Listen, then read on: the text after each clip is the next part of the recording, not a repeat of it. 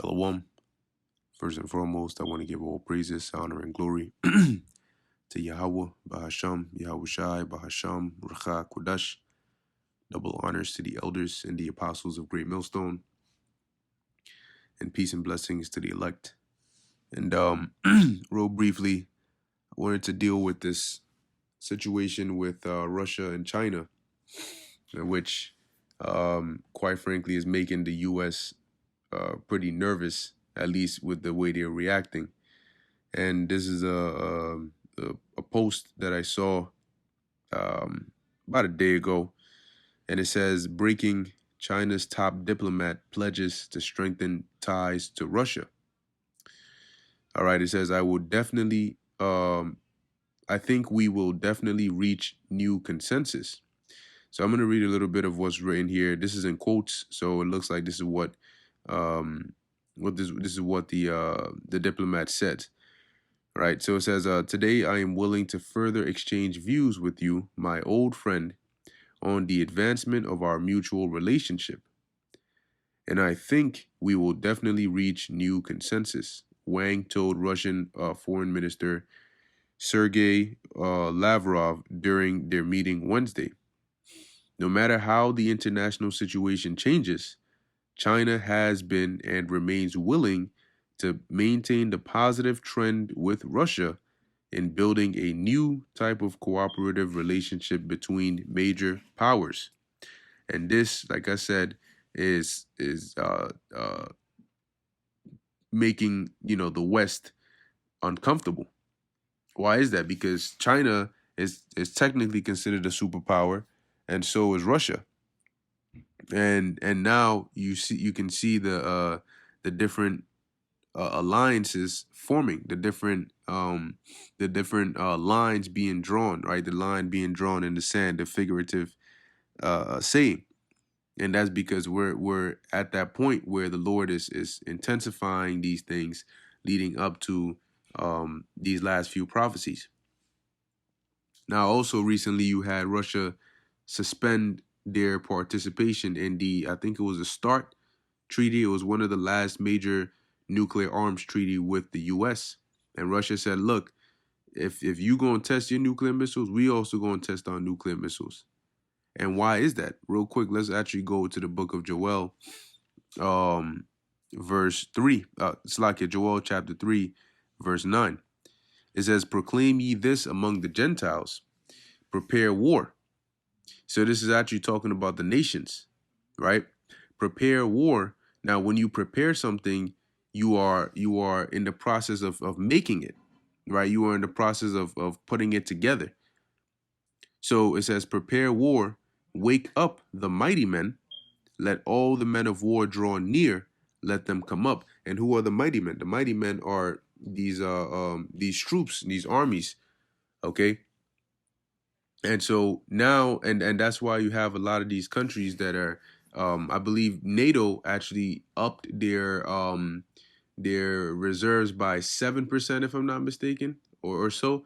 But now, they're putting people on combat readiness. They're testing their nuclear missiles. They're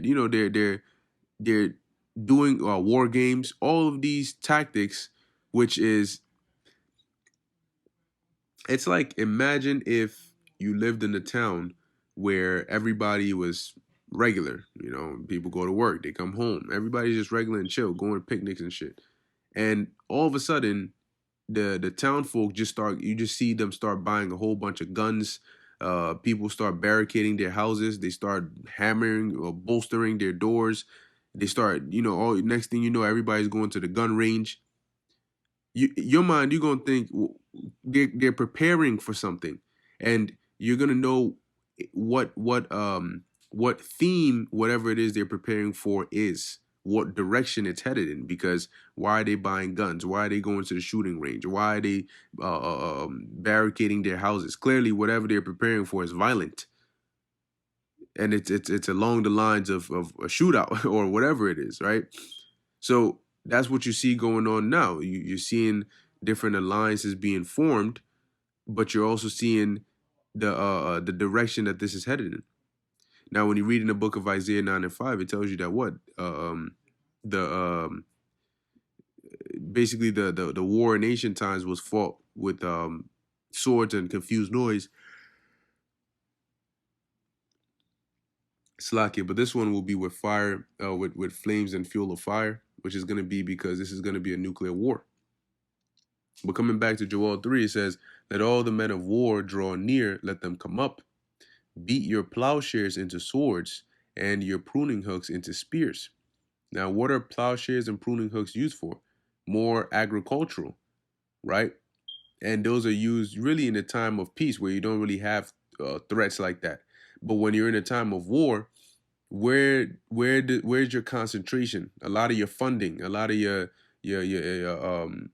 things you improve, they are all on the side of war. You have your men training, you're getting better arsenal, you're buying nuclear defense systems, all of these things, right? It says, "Let the weak say, I am strong."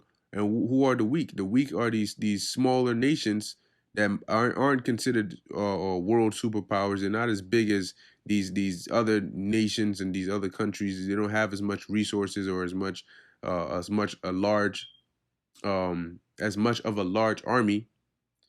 So why would they say they're strong? What's going to make them say that they're strong? Because now in this day and age, you don't need the largest standing army in the world. But if you have your hands on some nuclear weapons, some ICBMs, some hypersonic missiles, you are dangerous. You are a threat. Why do you think they're so hell bent on trying to make sure Iran does not develop nuclear missiles? Because they know the threat and the danger that comes with that, right? So a nuclear missile, it doesn't matter how small the country is, in anybody's hands is dangerous, and it can cause a lot of damage. It says, "Assemble yourselves and come, all ye heathen, and gather yourselves together round about. Thither cause thy mighty ones to come down, O Lord." So what you see going on right now is the assembly, the gathering.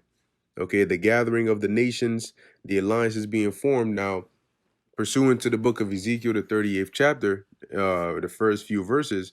We know that according to prophecy, Turkey, which is a NATO ally, is going to eventually be on the side of Russia in this war.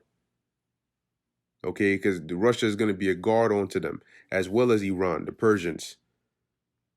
So we're watching, and we know we have the guidelines in the scriptures that we use to measure and gauge and see, what is going to happen, or what direction are things headed in, based on what is written to happen. Because ultimately, what's going to happen at the end of all of this is those missiles are going to be used. They weren't created for no reason. Let's go to Isaiah. What is that? Is it 54? Yep, Isaiah 54 and 16. It says, "Behold, I have created the smith that bloweth the coals in the fire." And the smith is really dealing with these scientists that the Lord put. When you blow coals in the fire, you cause the fire to burn more. And these smiths, what they did, or what the Lord did, was by putting the knowledge in their mind to be able to understand how the different elements work and put them together to create these weapons, and then build upon them and advance them. Okay, they are in essence metaphorically blowing the coals in the fire, right? It says, "And that bringeth forth an instrument for his work." For whose work? For the work of Yahweh Ba'ashem Yahweh Shai. And what is going to be that instrument for the Lord's work? The nuclear missiles. It says, "And I have created the waster to destroy." And what is the waster? The nuclear missiles. Because what does it do? It wastes. It destroys anything in its path. I believe in Joel, the second chapter, it describes how the land is as the Garden of Eden before them, and behind them a desolate wilderness, because of that fire. That fire is going to wipe out everything in its path. Now, lastly, let's get this real quick in the book of Isaiah, because I mentioned about the instrument of the Lord's work. Now, this is the book of Isaiah, chapter 13, verse where are we? Yeah, Isaiah 13:5, it says, they come from a far country, from the end of heaven, even the Lord Yahweh, and the weapons, right? The weapons of his indignation. And what are the weapons of the Lord's indignation? The nuclear missiles. Okay, they are a part of it. That's why the Lord is referred to as the Lord of hosts, the Lord of armies. And he has armies in the heavens and in the ocean and on the earth. And he also has those missiles, which he has control over. It says to do what? To destroy the whole land. Which in here is really talking about the land of Babylon, but you're also going to have other places like the land of Israel that's going to be completely wiped and cleansed. Okay, but anyway, going back to the headline, okay, that I was going into earlier, which was dealing with China strengthening ties with Russia, and the U.S. is saying that if China supplies Russia with any help or any assistance or anything of that sort, then there's going to be an issue. But hold on, show you how much of hypocrites they are. You doing 10 times more than that to freaking Ukraine or in Ukraine against Russia. But then you're gonna throw out a warning like this to China. You see the hypocrisy of these devils. Anyway, another breaking news: Taiwan Defense Ministry says in past 24 hours, 10 Chinese Air Force planes crossed Taiwan Strait median line. And this is the thing: the U.S. is now realizing that, well, not just the U.S. but really the West. They're in their mind, they're saying, damn, we got enemies on the front of China. We also got enemies on the front of Russia. This is not looking too good, but according to prophecy, that's what's going to happen. And this war will come. This war will happen. This war will happen, and it's going to lay. Matter of fact, let me finish it off here with the book of I believe it's the book of Malachi 4. Yep, Malachi 4:1. It says, "For behold, the day cometh that shall burn as an oven. All the proud, yea, all that do wickedly shall be stubble, which are the remains of a fire. And the day that cometh shall burn them up, saith the Lord Yahweh Bahasham Yahushai of hosts," right, of armies, "that it shall leave them neither root nor branch." So what is going to happen on that particular day that is going to cause such devastation as is described in Malachi 4:1? To melt things, to be so hot that it's almost like being in an oven, burning everything. It's going to be that time of World War III. And this one is going to be unlike any wars that you've seen before. Okay, it's going to be the war of Armageddon, the war to end all wars, because it's going to start with these nations, but it's going to end with the return of our Lord and the angels and all of that. So it's happening, it's happening. And these articles, they're a part of how we measure the times diligently. Okay, seeing the direction that things are headed in. Anyway, with that, I'm going to end it here. Lord willing, that was edifying to the elect. In closing, I want to give all praises, honor, and glory to Yahweh, Bahasham, Yahweh Shai, Bahasham, Racha Kodash. And until next time, Shalom.